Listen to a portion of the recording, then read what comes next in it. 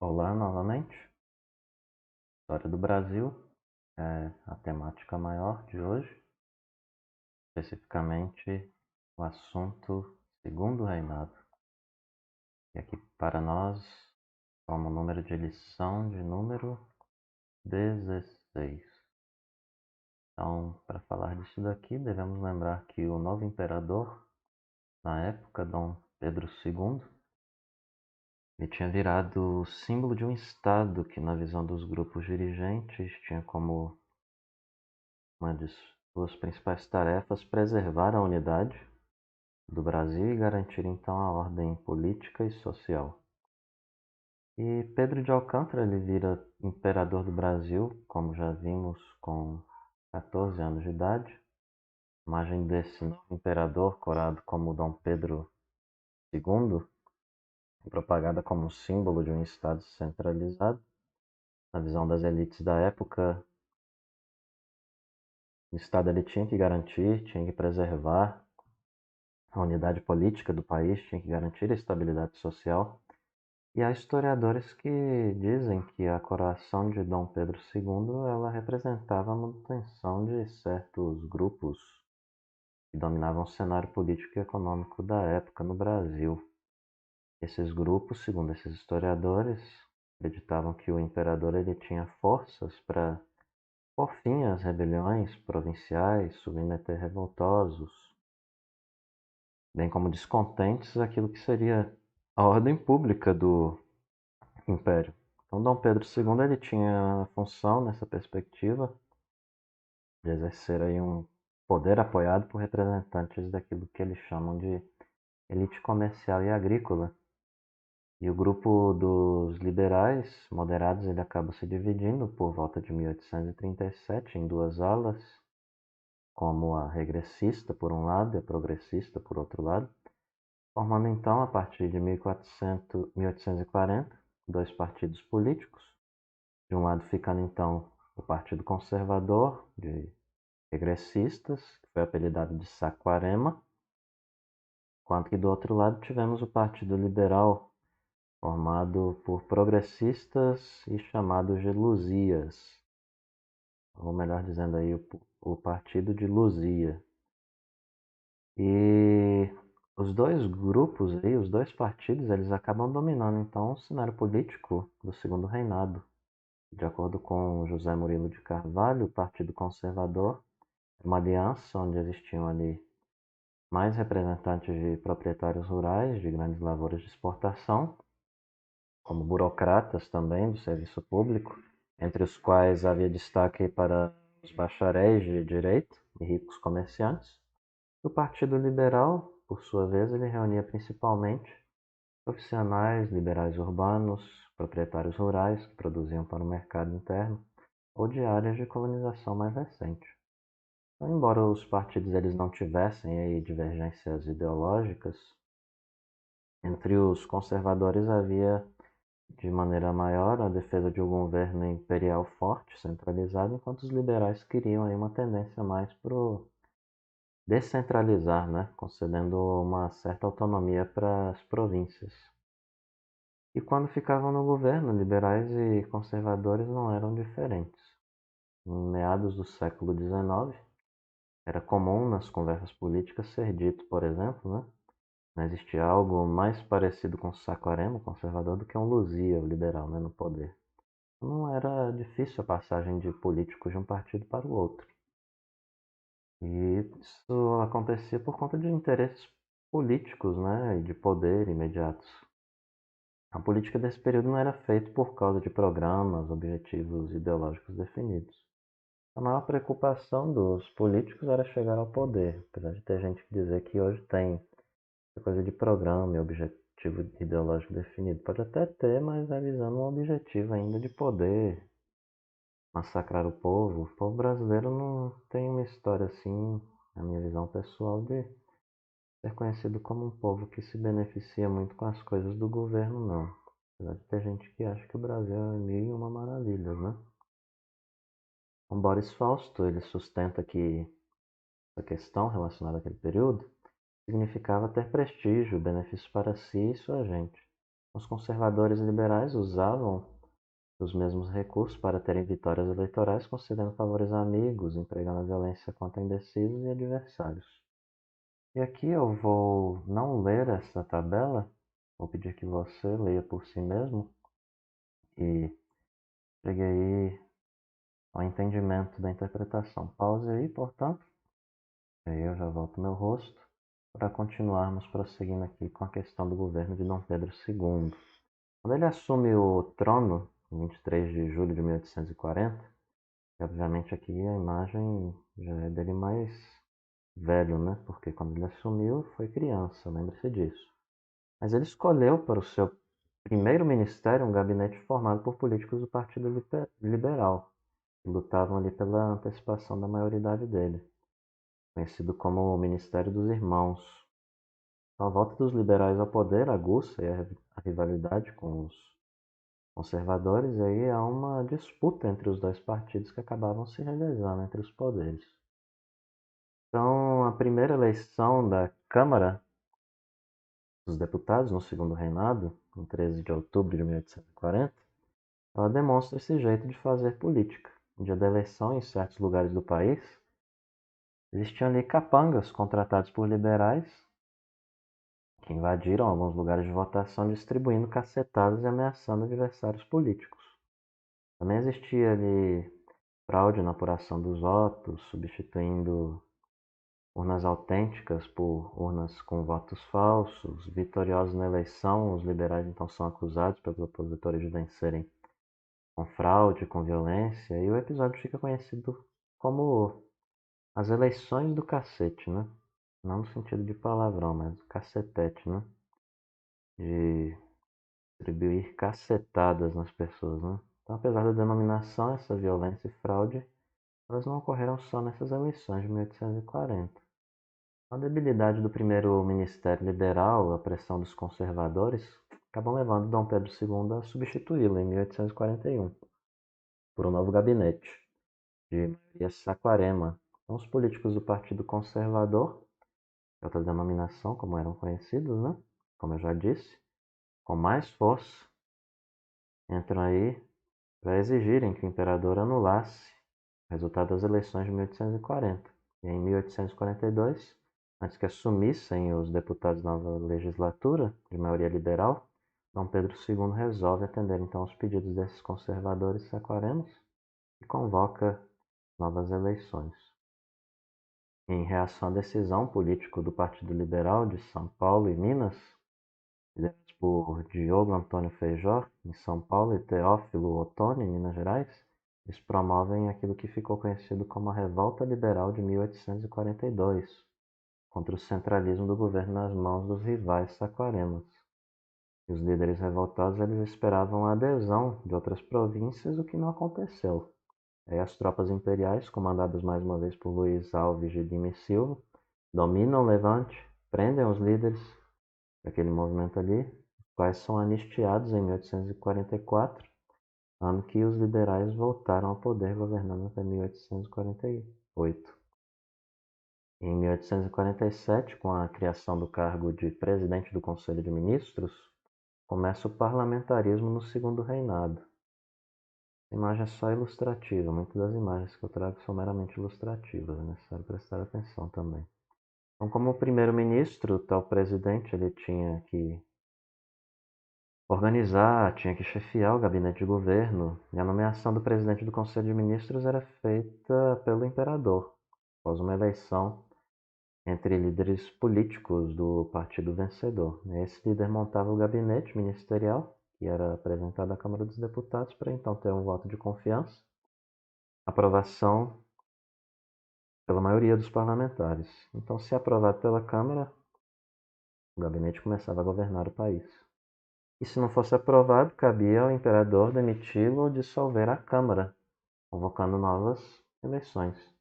Como o poder moderador não foi extinto, o imperador podia impor o gabinete de sua preferência, e essa prerrogativa ela contrariava os princípios do parlamentarismo, de acordo com alguns, né? Sistema em que o poder legislativo é que detém maior influência na formação dos governos, o monarca reina, mas não governa. Então, por conta disso, existem historiadores que sustentam que a experiência parlamentarista no Brasil foi um parlamentarismo às avessas. No segundo reinado, que durou ali de 1840 a 1889, existiram 36 gabinetes ministeriais no governo, sendo 21 liberais e 15 conservadores. Então, os conservadores eles permanecem, apesar dessa minoria, né, de 15 para 21, eles permanecem 10 anos a mais no poder. Por quê? Eles realizavam ali uma política mais alinhada à autoridade centralizadora do imperador, né? Uma tendência mais conservadora, né? Existia um período que os liberais e os conservadores governavam até mesmo em coalizão, por meio de acordos para a ocupação de cargos. E esse período ele é chamado de período da conciliação, que durou de 1853 a 1861. Mas mesmo assim, grandes teses de origem liberal, como a extinção do poder moderador, o fim do Conselho do Estado, fim da vitaliciedade no Senado, e autoridade para as províncias, elas não foram conciliadas. Então, as linhas gerais permanecem debaixo de um viés conservador na época, né? E a Revolta Praieira foi a última grande rebelião provincial. A gente já vinha falando de algumas delas na aula anterior, mas essa revolução aqui, ou revolta, melhor dizendo, acontece em Pernambuco, em 1848. E na metade ali do século XIX, a produção do açúcar ela era uma das mais importantes atividades econômicas pernambucanas. Mas quase todos os engenhos de açúcar da região pertenciam a algumas poucas famílias, como a família Cavalcante, que era dona de mais de um terço dos engenhos da província em questão. E aí vem a origem da trova popular, né? Desses dizeres aí. Quem viver em Pernambuco deve estar desenganado. Quem há de ser cavalcante ou há de ser cavalgado, né? Ou você é cavalcante, dono das coisas, ou você é um cavalo, um burro, né? Vai ser montado por eles, né? Pelos ricos. Então, por conta do seu poder econômico, essas poucas famílias aí dominavam a política pernambucana. O comércio era então a segunda fonte de riqueza de Pernambuco. Estava concentrado principalmente nas mãos dos portugueses. E aí o poder político então e econômico de Pernambuco, ele era controlado por quê? Por oligarquia rural e por comerciantes portugueses. Uma boa parte da população urbana, como profissionais liberais, pequenos mercadores, artesãos, padres e militares, vivia ali então na dificuldade econômica e insatisfeita com a dominação política local, né? Vamos dizer historiadores. Em 1842, pessoas aí que discordavam do Partido Liberal Pernambucano formam o Partido da Praia. Seus líderes eram ricos, proprietários rurais, e por não pertencerem à aristocracia fundiária tradicional, eles não participavam de acordos políticos entre liberais e conservadores. Não para ocuparem os principais cargos da província, eles faziam essas questões aí, né? E aí, insatisfeitos com a conclusão do jogo do poder, acabavam se unindo depois a liberais exaltados que defendiam propostas mais radicais, como o próprio combate à desigualdade social na província. E aí havia esse jogo político, e não participava de acordo político e coisas assim. Então, as ideias dos membros do Partido da Praia, que são conhecidos também como praieiros, tem uma música que brinca não com isso, né? Mas que me vem à memória. Acho que é do Chiclete com Banana. Sou praieiro, sou guerreiro, um negócio assim. Mas não tem nada a ver, acredito eu, com esse período histórico. Mas aqui você tem esses indivíduos do Partido da Praia, chamados de praieiros, que tinham suas ideias, eles expressavam suas ideias por meio desse jornal aí, né? Diário Novo. E a sede desse jornal ficava na Rua da Praia, em Recife. Por conta disso, o nome então do partido, né? Partido da Praia, porque ficava na Rua da Praia esse jornal aí, né? A sede dele. Em 1844, com a nomeação então do Gabinete Liberal, no Rio de Janeiro, Antônio Pinto Chorro da Gama, ele é designado presidente de Pernambuco. Sendo aliado dos praieiros, não era um homem comprometido com a oligarquia proprietária de engenhos e nem com comerciantes portugueses. Assim, no seu mandato de 1845 a 1848, os liberais praeiros conseguem chegar ao poder. E em 1848, porém, um novo gabinete conservador assume o governo do Império, demite Chichor da Gama, aceitando a indicação feita por conservadores para a presidência da província. Os praeiros iniciam ali um movimento que acaba ficando conhecido então como Revolta Praieira. E eles, liderados por Pedro Ivo, um comandante militar, e Borges da Fonseca, um jornalista, divulgam, os praeiros os seus planos em um documento cujo título é Manifesto ao Mundo. As principais ideias desse manifesto são o voto livre e universal para o povo brasileiro, com o fim do voto censitário, liberdade de imprensa, garantia de trabalho para o cidadão brasileiro, extinção do poder moderador, exercício do comércio a varejo só para brasileiros, os portugueses seriam proibidos de exercer tal atividade, garantia dos direitos individuais do cidadão, estabelecimento da federação. E apesar desse programa político dos praeiros ter sido liberal, conforme coloquei, ele não tocava na questão da escravidão. A luta armada entre os revoltosos praeiros e as tropas imperiais não chega a durar um ano. Os praeiros não tinham muitos recursos militares, só tinham ali uns 2.000 homens. Por conta disso não conseguem resistir à repressão imperial. E os principais líderes da revolta praieira, Borges da Fonseca, José Inácio Abreu e Lima, Jerônimo Vilela e outros, são condenados à prisão perpétua em Fernando de Noronha. Atualmente é um lugar paradisíaco, mas ali era usado como prisão. Mas acabaram sendo então anistiados em 1851.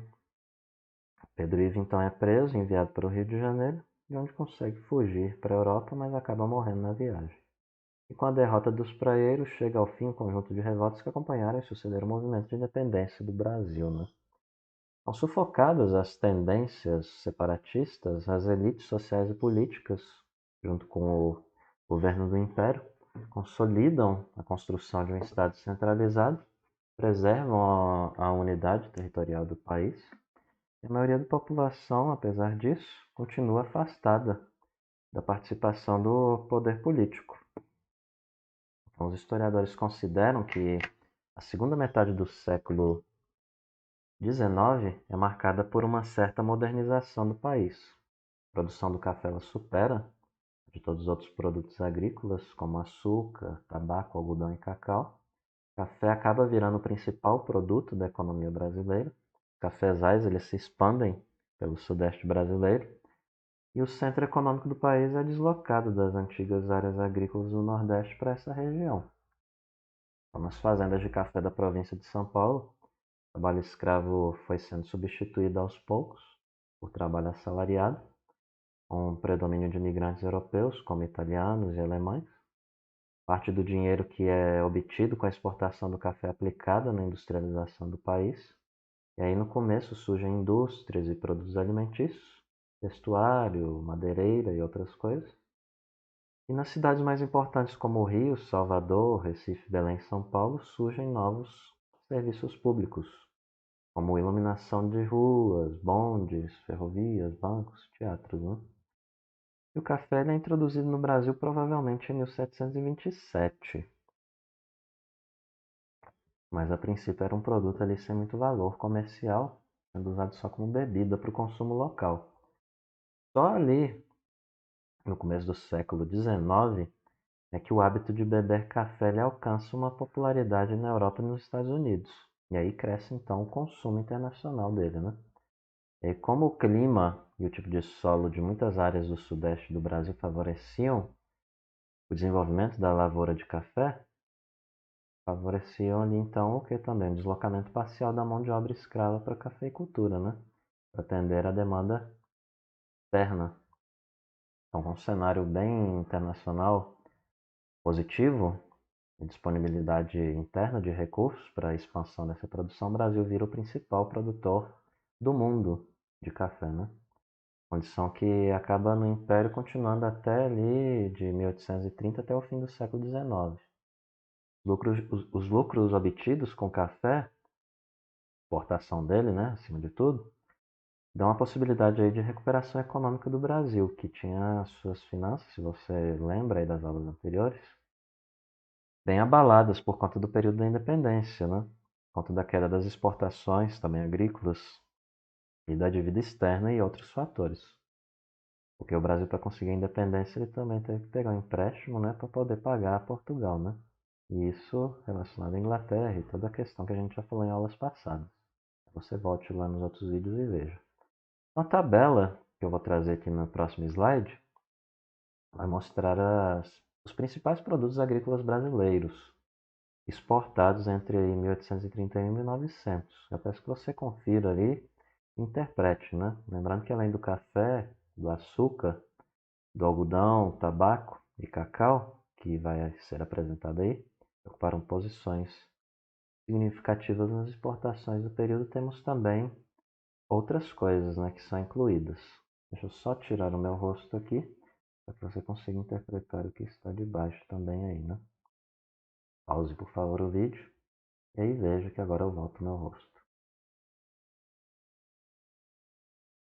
Prosseguindo, então, temos aqui que, se considerarmos a riqueza que o café gerava, Monteiro Lobato chegou a comparar, né, os pés do café, por conta dessa riqueza, né, dele, a uma árvore que dá ouro em bagos vermelhos.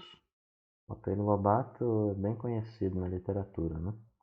Então, como dinheiro e poder são bem associados, de maneira geral, os produtores de café eles passam a ser os mais ricos e influentes da sociedade brasileira na época, né?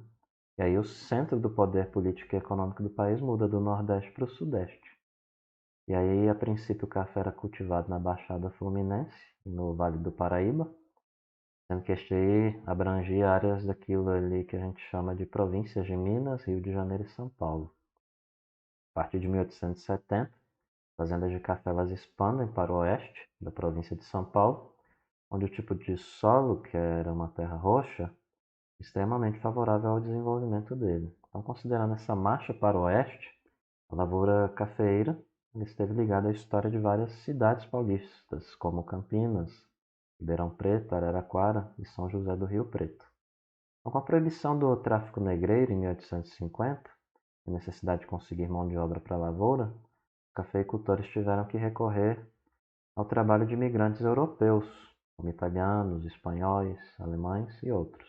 E o senador paulista chamado Nicolau de Campos Vergueiro foi o primeiro fazendeiro a trazer imigrantes europeus para trabalhar na cafeicultura. Muitos vinham aí com promessas de que viriam enriquecer, era uma nova terra, uma nova Canaã, coisa do tipo, né? Mas foi só mentira atrás de mentira, praticamente. É apenas conversa para boi dormir e obterem aí um serviço mais barato, né? Então, entre 1847 e 1857, ele leva para sua fazenda de Ibicaba, no interior de São Paulo, os primeiros grupos aí de alemães, suíços e belgas. Os imigrantes são contratados pelo sistema de parceria e significa o quê? Dava ao proprietário ali da fazenda uma parte da colheita e ficavam com o restante. Mas mesmo assim acabaram enganados, né? Como eu disse, pelos fazendeiros, que tratavam eles e exploravam eles como se fossem escravos. E por causa disso muitos começam revoltas e eles tiveram como consequência o fracasso do sistema de parceria, né? E o desestímulo para virem mais imigrantes para o Brasil. Sendo que esse fluxo migratório aí, europeu só voltaria a crescer no Brasil no fim do século XIX. Então, falando um pouco sobre essas condições de vida dos primeiros imigrantes, Thomas Devetz, acho que fala assim, apresenta aqui um relato que foi depois transformado em livro, né? Um imigrante suíço foi para São Paulo no período que estamos tratando, e ele mostra como viviam esses primeiros imigrantes, ao dizer que os colonos abaixo-assinados vêm por meio dessa afirmar que a situação está bem longe de ser tão excelente e vantajosa quanto prometiam as notícias divulgadas aqui na Europa. Vivem sujeitos à arbitrariedade de toda ordem, que sua situação é antes de lamentar do que de causar inveja. Por isso decidiram firmemente fazer valer seus direitos, solicitando um inquérito que lance luz sobre toda a situação. Esperam que de parte dos senhores Vergueiro e companhia sejam cumpridas suas obrigações expressas nos contratos e também não sejam cometidos contra nenhum colono ato de violência, como seja a expulsão da fazenda, prisão, etc. Então, desde a independência, o Império Brasileiro, prosseguindo aqui, ele era bem pressionado pelo governo português para colocar fim ao tráfico negreiro. E em 1831, a lei do Império ele estabelece que os escravos importados, a partir daquela data, deveriam ser considerados livres. Mas essa lei de 1831 não é cumprida, mesmo com toda a pressão de vários governos sucessivos aí, né, ingleses. E aí os traficantes continuam mantendo o comércio dos escravos com o governo brasileiro, praticamente por mais 2 décadas. E a partir de 1845, a pressão inglesa ela vira ameaça militar, com a promulgação do Bill Aberdeen, ato que declarava o direito inglês de aprisionar navios negreiros, se eles estivessem em águas territoriais brasileiras, e julgar os comandantes ali por seus crimes. Nessa medida, ela gera uma crise nas relações do Brasil e Inglaterra. Depois da pressão, a Inglaterra consegue que o governo de Dom Pedro II promulgasse, em 4 de setembro de 1850, a Lei Eusébio de Queiroz, que proibia a entrada no Brasil de africanos traficados e autorizava a expulsão dos traficantes. E a partir de então, o comércio dos escravos importados ele é reprimido pelas autoridades brasileiras. E além da própria extinção do tráfico externo de escravos, existiram outras consequências dessa lei, né? Como o crescimento do tráfico negreiro interno, escravos de regiões como o Nordeste do país, que eram produtores de cana-de-açúcar, passam a ser vendidos para regiões Centro-Sul, em expansão econômica como as áreas cafeeiras de São Paulo. Áreas cafeeiras, né? Acho que eu falei água. É áreas cafeeiras. Então a tabela a seguir mostra, e no próximo slide, a importação dos escravos, que não foi, pelos números, obviamente, contida, né? Não foi. Observe aí. Não será necessário tirar o meu rosto aqui, não. Então, a liberação de capitais também era outra questão relacionada à lei Eusébio de Queiroz para outras atividades. Grandes quantidades de dinheiro eram aplicadas na importação de escravos, elas passam a ser então destinadas a outros setores da economia, por conta da decisão, né? E até a extinção do tráfico negreiro, o número de escravos existentes no país corresponde a cerca de 33% da população. No Rio, por exemplo, os cativos eles representavam, de acordo com alguns pesquisadores e números, de 40% até mesmo 50% do total dos habitantes durante o século XIX. E aqui o Luiz Felipe de Alencastro, ele afirma que, considerando que a população do município brasileiro dobrou praticamente nos anos 1821 a 1849, a corte agregava nessa última data em números absolutos a maior concentração urbana de escravos existentes no mundo desde o final do Império Romano, 110 mil escravos para 266 mil habitantes. No entanto, ao contrário do que acontecia na antiguidade, o escravismo moderno, e particularmente brasileiro, baseava-se na pilhagem de indivíduos de uma só região. Em outras palavras, o moderno escravismo do continente americano, a oposição senhor-escravo, desdobrava-se numa tensão racial que impregna toda a sociedade. O tamanho e volume de escravos dá à corte as características de uma cidade meio africana. Entranhado no estado centralizado, difundido em todo o território, na corte e nas províncias mais prósperas, como nas mais remotas, o escravismo brasileiro ameaçava a estabilidade da monarquia e fazia o país perigar. E a elite imperial sabia disso. O Brasil será até 1840 o único país independente a praticar o tráfico negreiro, de lado da pirataria e proibido pelos tratados internacionais e pelas próprias leis nacionais. Então, no mesmo ano em que, pela lei Eusébio de Queiroz, é extinto o comércio de escravos africanos para o Brasil, também é aprovada essa lei de 1850 aí, né? Lei de terras estabelecia o quê? Que apesar da imensidão do território, o meio normal de adquirir a propriedade da terra era a compra, e não mais a posse, ou seja, a ocupação da área, né? Você tinha que comprar, não ocupar. A nova norma ela é instalada nessa fase de transição do trabalho escravo para o trabalho livre, nas populações que iam conquistando liberdade mais necessitavam, de acordo com os historiadores, a terra, né, para se instalarem e assim trabalharem. E quanto a essa nova lei, Darcy Ribeiro, que veio de 1922 a 1997, afirma que se alguém pretendia ser proprietário, tinha de comprar suas terras do Estado ou do particular que estivesse por título hábil. É certo que a lei estabelecia uma exceção, a chamada uso capião. Se alguém pudesse provar diante da autoridade competente que ocupou continuamente por 10 ou 20 anos um pedaço de terra, talvez conseguisse que o cartório a registrasse como sua propriedade, mas quase ninguém do povo adquiria propriedade por essa via, por esse caminho. Em consequência, as boas terras do país permaneceram concentradas nas mãos dos antigos proprietários que puderam fazer de seus filhos e netos outros tantos fazendeiros latifundiários. A lei de terras ela contribui para preservar o domínio patrimonial dos velhos fazendeiros nessa perspectiva, os únicos que, de maneira geral, tinham recursos financeiros e poder para satisfazerem a nova legislação, podendo então manterem e aumentarem seus latifúndios.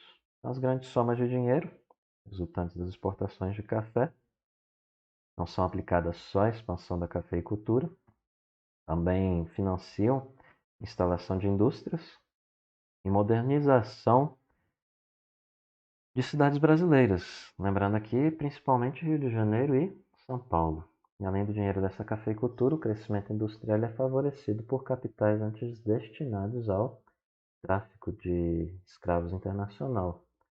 Mas houve ali uma medida de política econômica adotada pelo governo brasileiro, que começa então a incentivar a industrialização no país com o aumento das taxas de importação.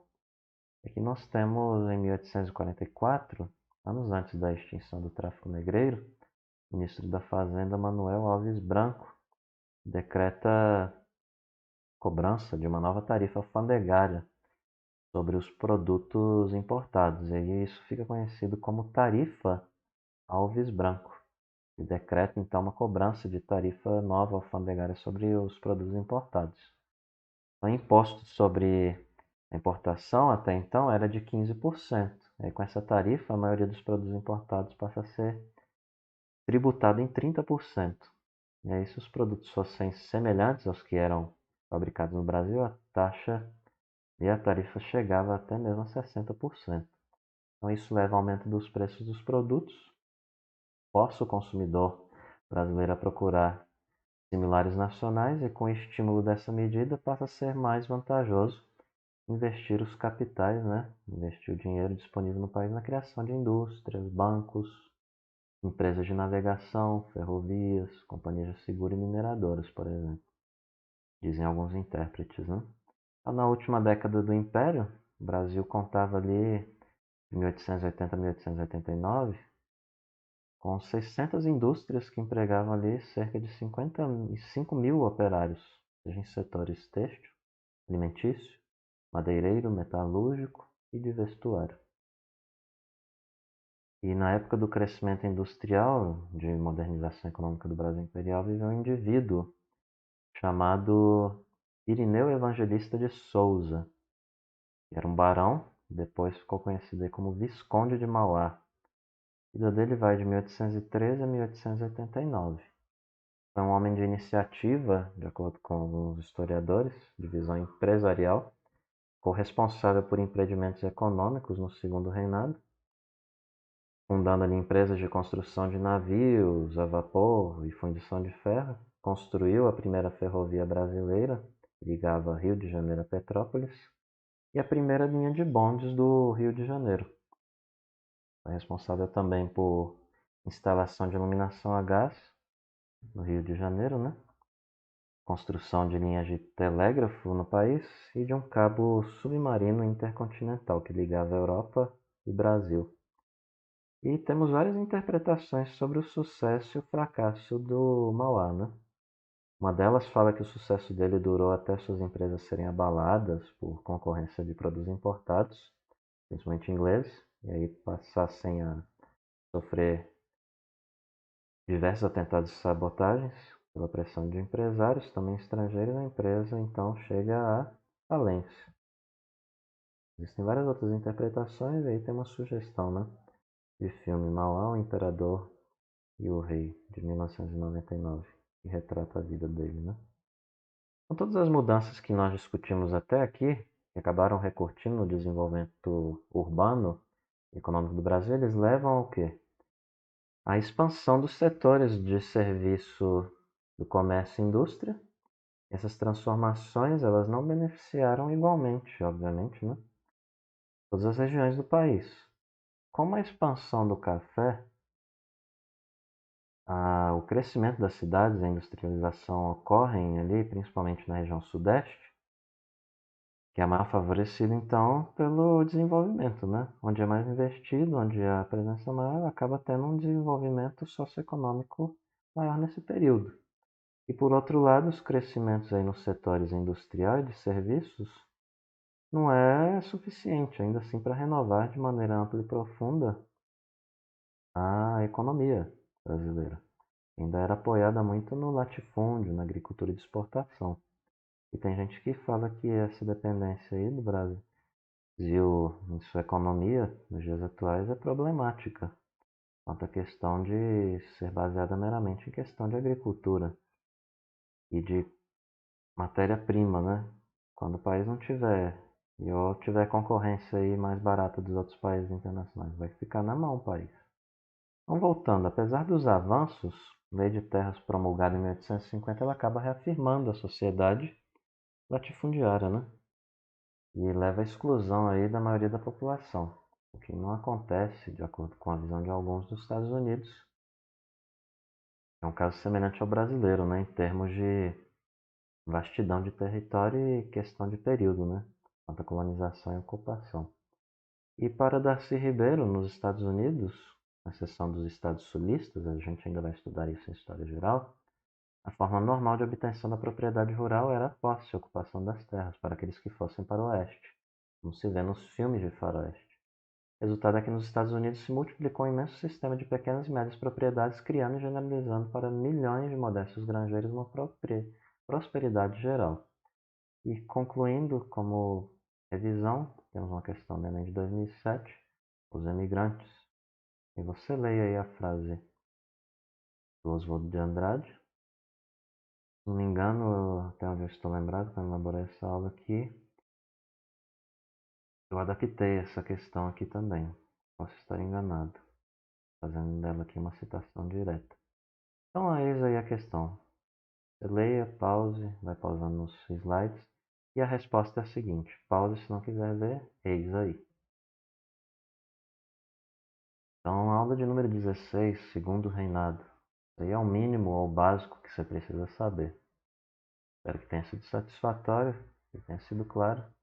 Obrigado pela atenção e bom dia, boa tarde ou boa noite, dependente do horário que você estiver a assistir ou assistiu esse vídeo.